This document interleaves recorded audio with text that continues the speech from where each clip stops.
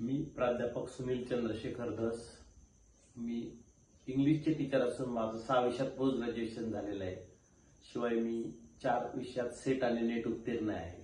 याशिवाय मी वक्तृत्व करतो. माझं पुस्तक गुंफन प्रसिद्ध झालेलं आहे.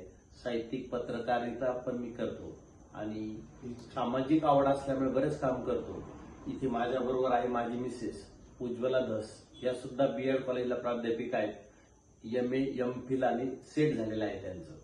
आणि आज ज्यांचं काउन्सिलिंग करण्यासाठी आले ते तो माझा मुलगा चिरंजीव पियुष सुनील धस. हा आता जस्ट 10वीची परीक्षा त्याने पास आउट झालेला आहे. कालच रिझल्ट आला आणि त्याला 90% मार्क्स मिळालेले आहेत इंग्लिश मीडियमला.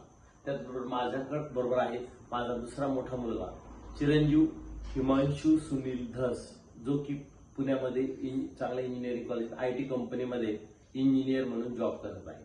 आता आज ही जी भेट झालेली आहे ते आमचे परिचय झाला आम्हाला वाचनातून की दिनेश देवरे सर हे खास काउन्सिलिंग करण्यासाठी इथं आले. त्यांच्याबरोबर आमचं फोनवर बोलणं झालं, माहिती मिळाली आणि आज ते इथे काउन्सिलिंग करायला आले. 2 सेशनमध्ये झालं.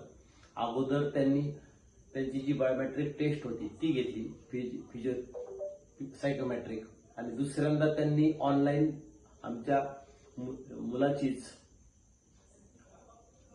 MC मल्टिपल चॉईस क्वेश्चनची टेस्ट घेतली आणि या 2 MCQ टेस्ट घेतली. फिंगरप्रिंट अनालिसिसची टेस्ट आणि psychometric test. Finger analysis test आणि सायको अनालिटिकल टेस्ट अशा दोन्ही टेस्ट घेतल्या आणि त्यानंतर आज 3ऱ्या सेशनला ते आमच्या घरी आले आणि निवांत आम्ही चर्चा केली की त्याला कोणतं करिअर जास्त 10वी नंतर घेता येईल.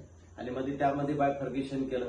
त्यांची टेस्ट, सरांचं काउन्सिलिंग आणि याच्या मदतीने आम्ही 2 फायनल कन्क्लुजनला आलो होतो की एक तर कॉमर्स साईड घ्यायची किंवा इंजिनिअरिंग साईड घ्यायची. आणि मग यामध्ये सर्व पद्धतीने प्लस मायनस चर्चा करून शेवटी आम्ही सर्व अशा निष्कर्षाप्रत आलोय की त्याच्यासाठी 11th आणि 12th सायन्स करणे आणि त्यानंतर अजून एक पूर्ण झालेलं नाही करिअर आणि मग 12th नंतर नेमके कोणते करिअर घ्यायचं ते ठरवायचे. आता या संदर्भाचे आमचे मित्र झालेले दिनेश देवरे सर आले. ते स्वतः क्वालिफाईड आहेत MA BEd MPhil आणि त्यांनी अतिशय समर्पकरित्या 3-3, 3.5 घंट्याची मॅरेथॉन सेशन घेऊन आम्हाला ते पूर्ण प्रोसेस दाखवली. ती म्हणजे ऍक्च्युअली नुसतं अनालिटिकल किंवा डाटाबेस त्यांनी काम केलेलं नाही, तर काउन्सिलर म्हणून त्यांनी त्यांच्या पद्धतीने अतिशय चांगल्या प्रकारे काउन्सिलर केलं. आणि माझ्यासारखा मनुष्य त्याला सुद्धा अजून टीचर असणं, एज्युकेशन फील्डमध्ये मी 25 वर्षापेक्षा जास्त काळ आहे आणि मी स्वतः काउन्सिलिंग करतो ग्रामीण विद्यार्थ्यांचं. मला सुद्धा खूप अतिशय उपयुक्त अशी माहिती मिळालेली आहे. आणि मग जी आमच्या देवरे सरांनी जी माहिती दिली काउन्सिलिंगची ती खरोखर उपयुक्त ठरली आणि त्याचे जे कन्क्लुजन आहे आणि नंतर आम्ही त्यांना त्याचा बायोडाटा दाखवला ते जवळपास 80 to 85% जुळत आहे. आणि त्यामुळे मी परत एकदा आलेले Devre sir, Dinesh Devre sir counsellor, जे आमच्या अहिल्यानगर सिटीमध्येच काम करतात, त्यांचं राज्यभर आणि देशभर काउन्सिलिंगसाठी लांबून स्टुडंट्स येतात, तर त्यांचं मी परत एकदा आमच्या धस कुटुंबियाच्या वतीने हार्दिक आभार मानतो. धन्यवाद. हा विषय किती इम्पॉर्टंट आहे विद्यार्थ्यांसाठी. आणि एक शिक्षक म्हणून मी आता मुख्याध्यापक होणार आहे. 25 वर्षापासून मी शिक्षण क्षेत्रात कार्यरत आहे. टीनेजरचं मी मुलांना घडवण्याचं काम करतोय. अगदी आमच्याकडे देखील ऍप्टिट्यूड टेस्ट नावाची टेस्ट आली होती बोर्डाची. त्याचं पण मी अविरत या काउन्सिलिंग सेशनमध्ये मी मास्टर ट्रेनर म्हणून काम केलं, परंतु तरी त्याला काही लिमिटेशन होत्या. आणि खरोखर त्यातली त्यात ग्रामीण भागातील विद्यार्थ्यांना एकतर 10वी 12वी नंतर काय करायचं याची विशेष माहिती नसते.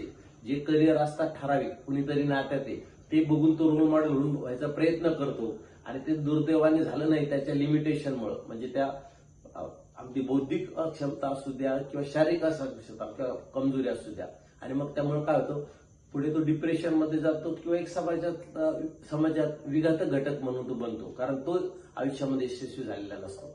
म्हणून हे जे काउन्सिलिंग आहे हे ग्रामीण शहरी सर्व गटातील विद्यार्थ्यांसाठी अतिशय उपयुक्त आहे. माझं तरी एवढं सुद्धा म्हणणं आहे की जे आता जॉबला आहेत पण नियर 25 एजच्या दरम्यान आहेत त्यांनी देखील ही टेस्ट करून घ्यावी आणि अजून आपल्या करिअरला नवीन होऊ शकतं या पद्धतीने आहे. खऱ्या अर्थाने आपल्या ग्रामीण भागामध्ये, राज्यामध्ये या काउन्सिलिंगची जास्तीत जास्त गरज आहे. ती पण ग्रामीण भागातील विद्यार्थ्यांना, त्याचबरोबर शहरी भागातीलही. आणि एक आपण म्हणूया खरोखर उपयुक्त आणि विद्यार्थी पुढे फसगत होऊ त्याची आणि तो समाजाला विघातक होण्यापेक्षा एक राष्ट्रकार्य आणि सामाजिक कार्य देखील सर करतायत. त्यांना परत एकदा मी पूर्ण धन्यवाद देतो.